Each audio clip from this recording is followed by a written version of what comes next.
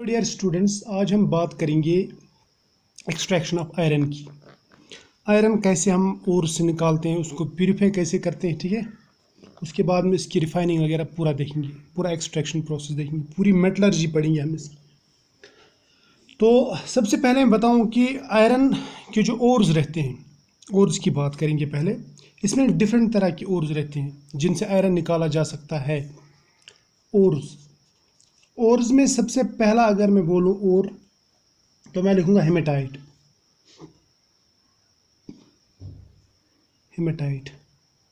Haematite का formula Fe2O3। इसको आप रेड ऑक्साइड ऑफ आयरन भी कहते हैं, रेड ऑक्साइड ऑफ आयरन, ठीक है। ये है एक। दूसरा जो और है उसका मैग्नेटाइट है।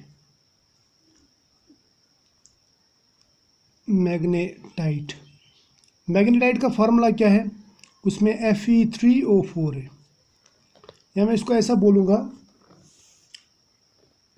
ये मैग्नेटिक ऑक्साइड ऑफ आयरन है, मैग्नेटिक ऑक्साइड ऑफ आयरन, ठीक। और एक है, उसको बोलते हैं हम लिमोनाइट।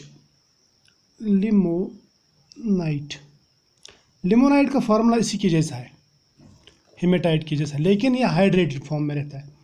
तो मैं लिखूंगा यहाँ पे लिमोनाइट का formula Fe2O3 into 3 times H2O, right.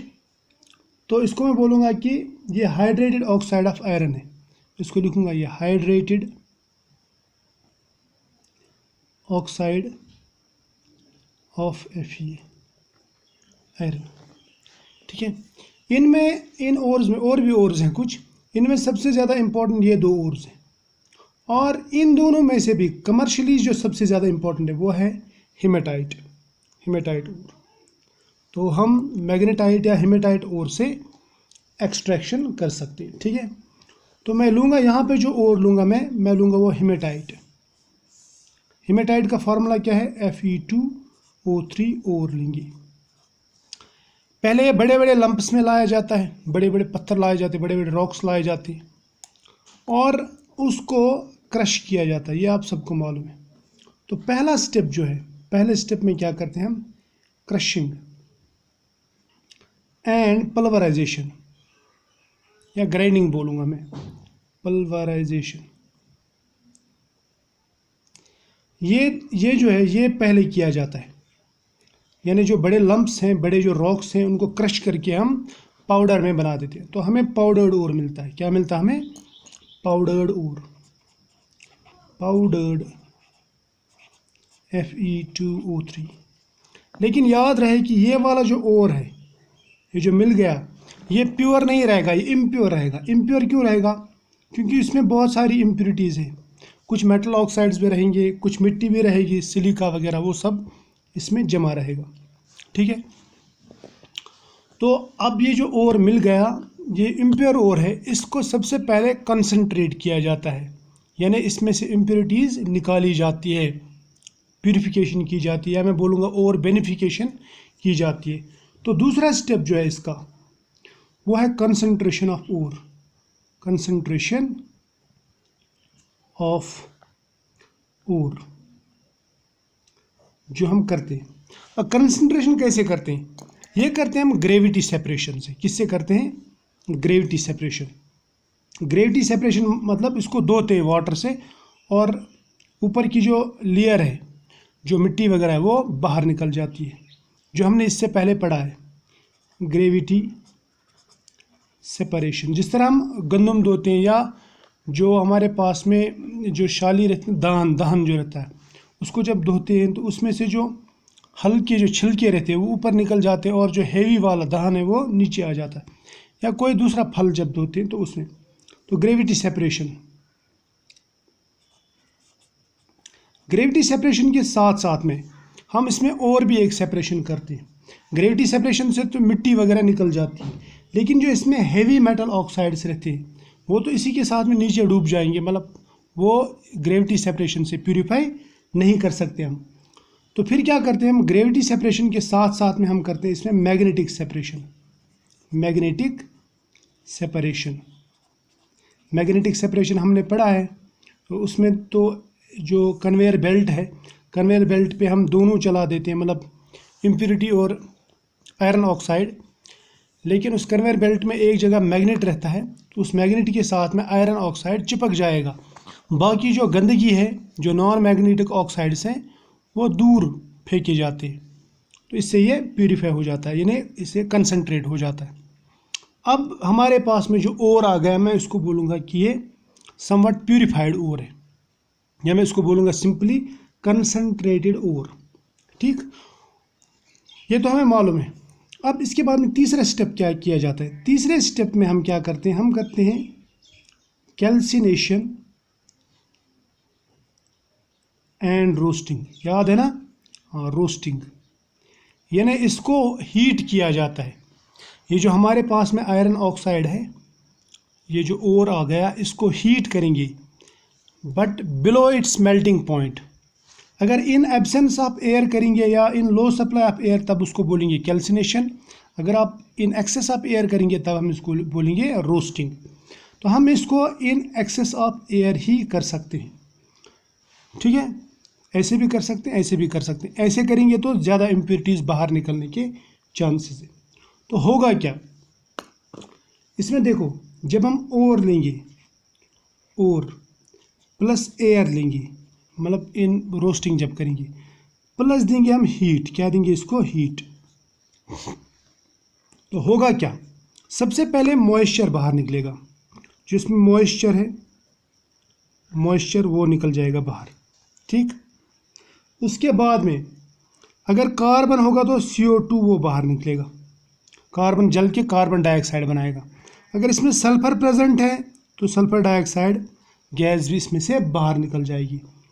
अगर इसमें आर्सेनिक है तो आर्सेनिक AS2O3, आर्सेनिक ट्राइऑक्साइड, ये रिमूव हो जाता है, ये बाहर निकल जाता है, इवापोरेट हो जाता है।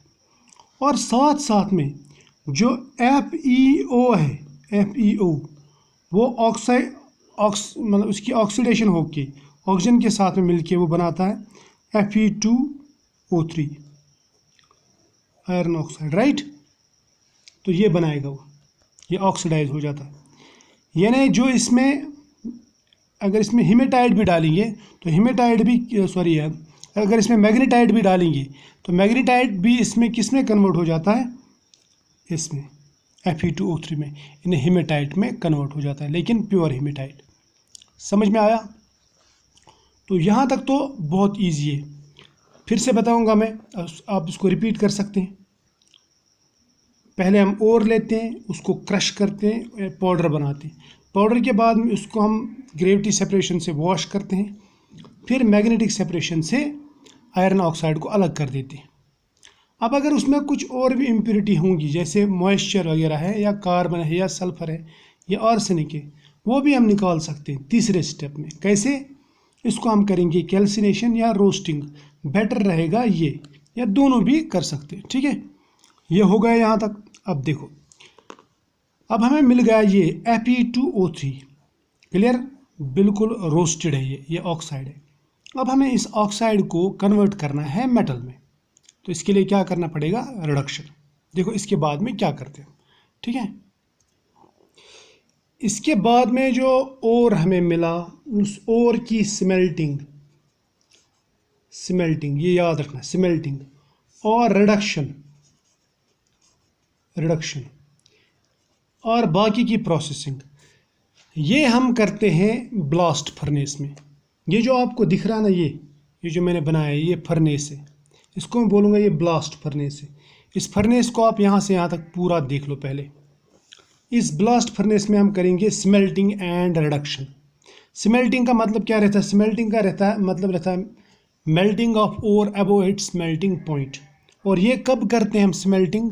जब हमें इसमें से इम्प्योरिटीज़ बाहर निकालनी हो, वो इम्प्योरिटीज़ जो फ्यूजिबल नहीं होती है, जो पहले मतलब फ्यूज़ नहीं होती है, उनको हम फ्यूज़ करते हैं। फ्यूज़ मतलब मेल्ट करते हैं और कोई सॉल्ट बना के बाहर निकालते हैं, यानी जो गैंग रहता है वो निकालते हैं। और गैंग कैसे निकालते हैं हम? उसमें हम फ्लक्स ऐड कर देते हैं, वो in the form of slag बाहर निकलता है। तो ये आप देखो पहले डायग्राम। देखो स्मेल्टिंग में बताऊंगा क्या करते हैं। स्मेल्टिंग में जो गंध रहती है उसको मैं बोलूँगा गैंग या गंगो भी बोलते हैं, ठीक है। उसके साथ में हम मिला देते हैं फ्लक्स और ये बना देता है स्लैग, और स्लैग जो है ये बाहर निकल जाता है, ये हम बाहर निकालते हैं। ये इसमें पूरा दिखाऊंगा मैं। देखो इसमें डरने की कोई बात नहीं, आप इतना याद रखो, इसमें टेम्परेचर थोड़ा सा आपको ये याद रखना है। इसमें 4 टेम्परेचर्स रहेंगे, 1070, 1270 यानी 200 करके 1570 और 2170 केल्विन लिखूंगा मैं। अगर आप इसको डिग्रीज में लिखना चाहते हैं तो आप अप्रॉक्सीमेटली बोल सकते हैं कि ये 800 है, 800 डिग्री, ये 1000 डिग्री है, और ये 1300 डिग्री है, और ये कितना है, ये 1900 डिग्री है ये, ठीक है, 1900 डिग्री सेल्सियस अप्रॉक्सीमेटली बोल रहा हूँ मैं, ठीक है। तो आप ऐसा बोल सकते हैं कि थोड़ा सा फ़र्क है, 3 डिग्रीज का फ़र्क है इसमें, ठीक। इतना तो क्लियर है। अब देखो क्या करते हैं। ये जो मैंने ऊपर ये बनाया है ना, ये ब्लैक कलर का, ये ब्लैक कलर में ओर है, प्लस इसमें डालते हैं हम लाइमस्टोन यानी कैल्शियम कार्बोनेट CO3, प्लस डालेंगे इसमें कोक का मतलब कार्बन। कोक जो है वो एज फ्यूल काम करेगा। ये यहाँ से जाता है, यहाँ से जाता है, यहाँ से ये ओपनिंग है, और मैं दिखाऊंगा इसको। ये जो ब्लैक कलर है ये इधर जाएगा, ठीक। इसको गौर से देखना मैं क्या बनाने जा रहा हूँ। देखो यहाँ पे जो है ना, यहाँ पे आग है, इसमें पूरे इसमें आग है, ये मैं दिखाऊंगा इस रेड कलर से, ये आग है, बहुत ही हाई टेम्परेचर है। लेकिन जितना आप नीचे जाएंगे ना उतना टेम्परेचर ज़्यादा है, जितना आप ऊपर जाएंगे उतना टेम्परेचर कम है। और इस फर्नेस को मैंने क्या कहा, इसका नाम है ब्लास्ट फर्नेस। ये जो पूरा फर्नेस है ये है ब्लास्ट फर्नेस, ठीक, क्लियर। अब देखो क्या होगा।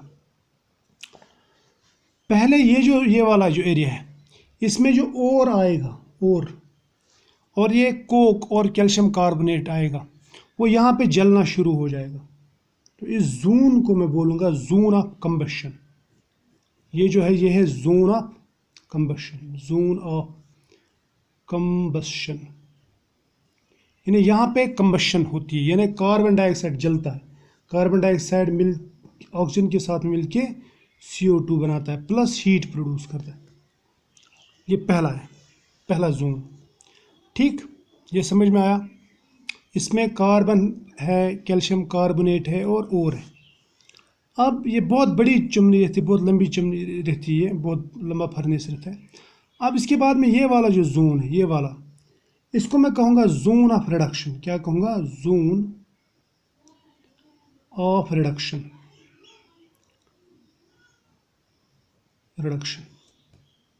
ठीक। याद रखना ये जो कार्बन डाइऑक्साइड वगैरह है ना, गैसेस, एग्जॉस्ट गैसेस यहाँ पे निकलती है, एग्जॉस्ट है यहाँ पे।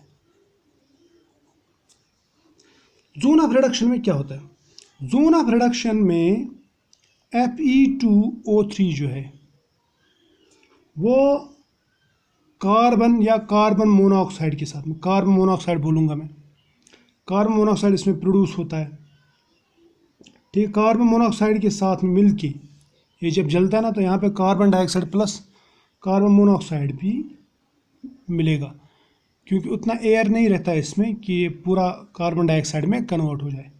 तो कार्बन मोनोऑक्साइड के साथ में मिलके ये बनाएगा 2 Fe प्लस बनाएगा ये CO2, मगर 3 टाइम्स, राइट, समझ में आया। और इसी तरह से जो FeO है, FeO वो भी कार्बन मोनोऑक्साइड के साथ में मिलके बनाएगा Fe प्लस बनाएगा ये CO2, क्लियर। ये याद रखना, ये कहाँ पे होता है, ये होता है जोन ऑफ रिडक्शन में, इधर इस रीजन में 1270 केल्विन के आसपास, ठीक। उसके बाद में आता है ये वाला जोन इधर। इस जोन में होता है स्लैग फॉर्मेशन। स्लैग फॉर्मेशन का मतलब क्या रहता है, देखो जो आयरन ऑक्साइड में जो इस हेमेटाइट में इम्प्योरिटीज़ रहती हैं। फॉर एग्जांपल इसमें इम्प्योरिटी है सिलिका। क्या है इसमें impurity? Silica.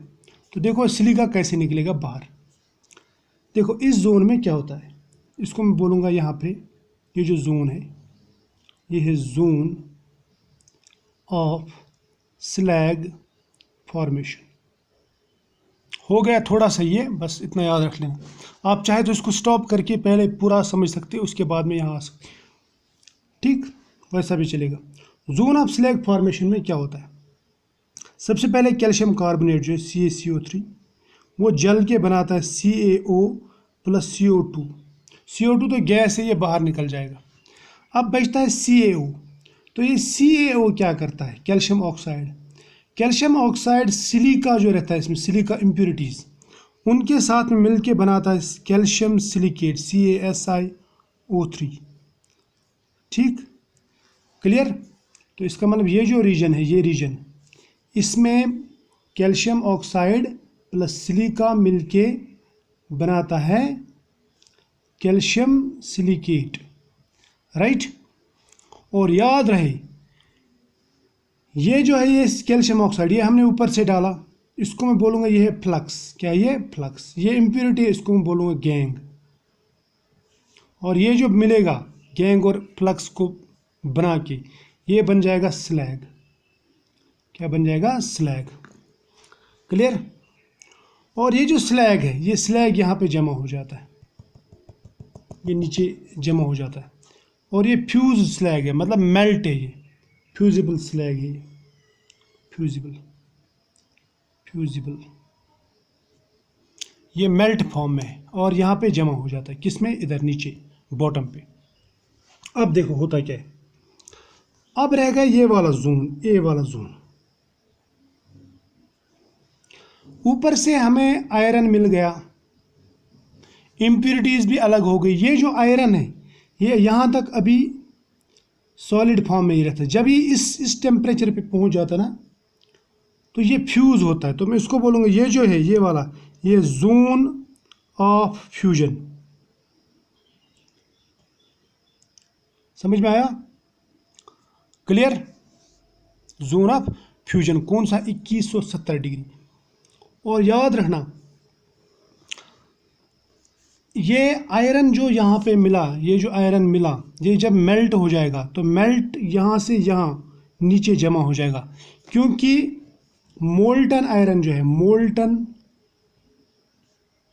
Fe is heavier than slag. ये याद रखना, ये जो स्लैग इसमें मिल गया ना, स्लैग ये कैल्शियम सिलिकेट CaSiO3, यहाँ पे लिखूंगा मैं दूसरे कलर से, CaSiO3 जो है ये स्लैग है। ये कौन से ये मोल्टन आयरन से लाइटर रहता है। और ये जो आयरन है Fe, ये जो मिल गया यहाँ पे Fe, ये मेल्ट होकर इसके नीचे जमा हो जाता है। ये दो अलग अलग कंटेनर्स में ये जमा हो जाते हैं। क्लियर। जब ये जमा हो गए, फ्यूज़ हो गए, तो हम इस स्लैग को यहाँ से ड्रेन आउट करते हैं। ये सॉलिड वेस्ट है, ठीक है, वेस्ट। और यहाँ पे हमको मिलता है आयरन। आयरन की छोटी छोटी डलियाँ मिलती है, बनाते हैं हम इसको कूल करके, ऐसे छोटे छोटे बक्स बनाते हैं या डलियाँ बनाते हैं, जिसको बोलते हैं पिग आयरन। क्या बोलते हैं? पिग आयरन, या आयरन पिग्स भी बोलते हैं उनको, ठीक है। ऐसे वो छोटी छोटी पेटियाँ जैसी लगती है, ठीक है। तो ये पूरा सिस्टम आपको समझ में आया, बहुत ही आसान है। आप इतना हाई फाई बनाने की ज़रूरत भी नहीं है, आप इसको सिंपल भी बना सकते हैं। लेकिन ये याद रखना है कि इसमें 4 जोन्स रहते हैं। कौन कौन सा जोन? कंबशन जोन, जहाँ पे कार्बन जलता है। दूसरा रिडक्शन जोन, जहाँ पे आयरन ऑक्साइड रिड्यूस होकर आयरन बनाता है। तीसरा slag formation zone, zone of slag formation, जहाँ पे कैल्शियम ऑक्साइड और सिलिका आपस में मिलके कैल्शियम सिलिकेट बनाते हैं। और लास्ट वाला जो जोन है वो है जोन ऑफ मेल्टिंग या जोन ऑफ फ्यूजन, जहाँ पे आपका जो आयरन है वो मेल्ट होता है और नीचे चला जाता है। यहाँ से हम इसको जमा करते हैं। क्लियर। ये समझ में आया? ये है पिग आयरन, राइट। अब पिग आयरन क्या है ये दिखाऊंगा मैं आपको। Pig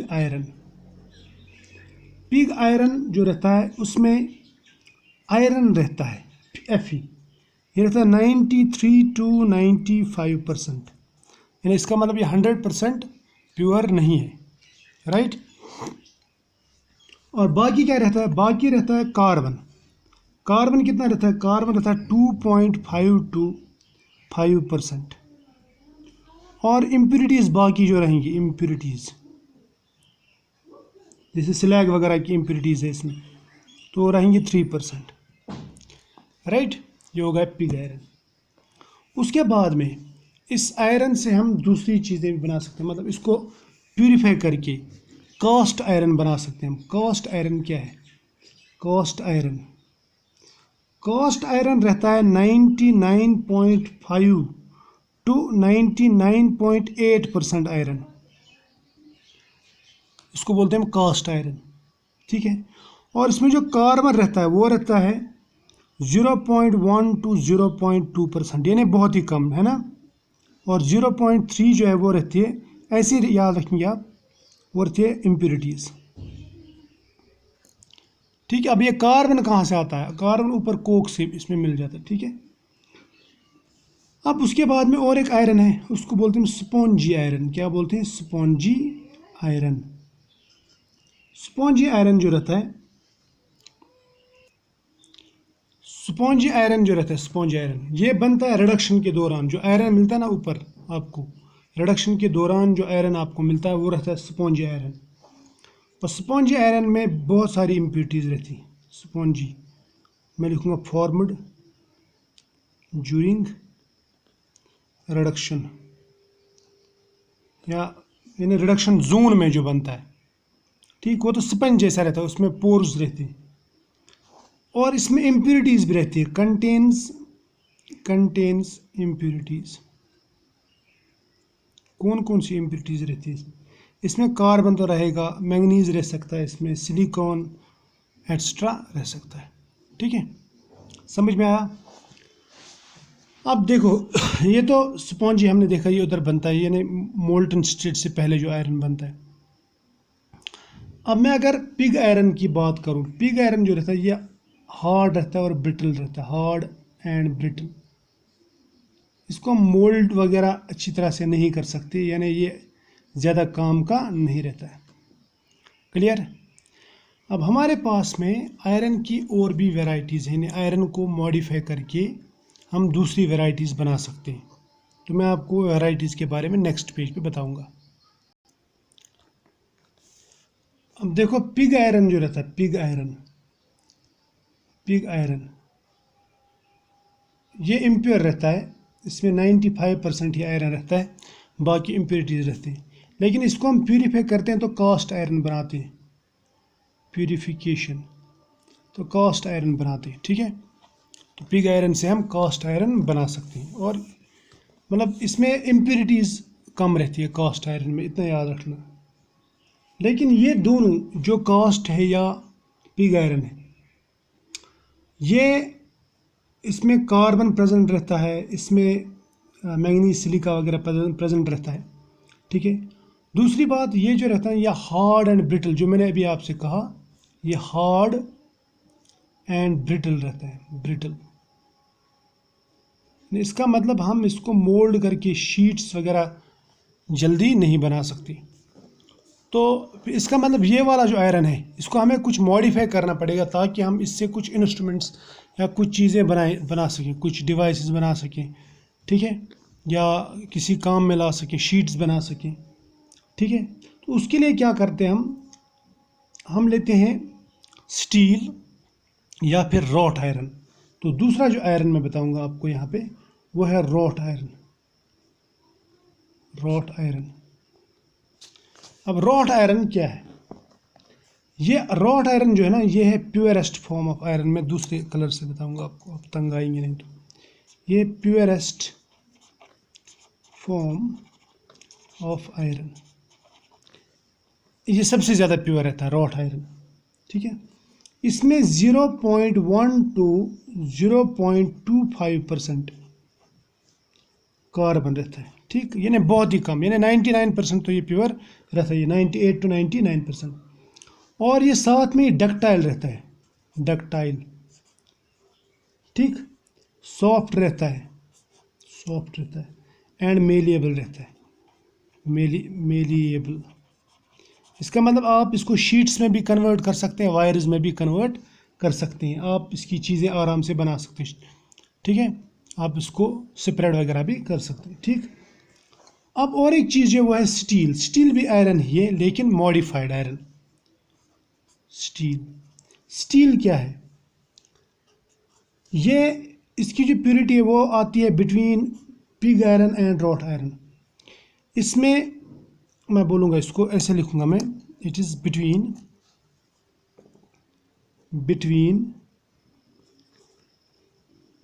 pig iron and wrought iron, इन दोनों के दरमियान इसकी कंपोजिशन रहती है। इसका मतलब क्या हुआ? इसका मतलब इसमें जो ये रहता है ना कार्बन वो रहता है 0.25% टू 2%, समझ में है ना। तो इस दरमियान इसमें कार्बन रहता है और इससे बनाते हैं हम स्टील। और ये स्टील जो है इसको आप स्प्रेड वगैरह कर सकते हैं और ये हार्ड भी रहता है, ये आयरन से ज़्यादा रहता है। और दूसरी बात, ये करोजन रेजिस्टेंट रहता है एज़ कम्पेयर टू आयरन, ठीक है।